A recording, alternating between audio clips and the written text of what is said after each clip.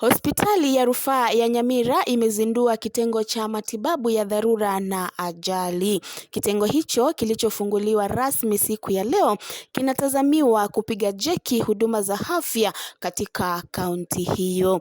Gavana wa Nyamira Amos Nyaribo amesema kuwa huo ni mwanzo wa safari ya kuikarabati hospitali hiyo kuwa ya kipekee itakayokamilika katika muda wa miaka 2 ijayo.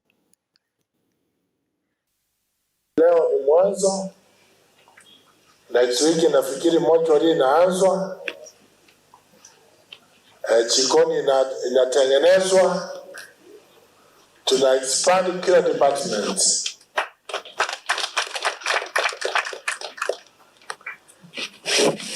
Mpaka by end of the year or maximum 2 years, this will be a state-of-the-art facility. It's basically going to be a 14-bed, but right now there are 9 which are there. So we will get more, and whenever we have a massive accident, we can easily manage these patients from here. The need and the request for referrals have in the past been increasing because we didn't have accident and emergency unit. For now, we are confirming to the public that please make good use of this facility.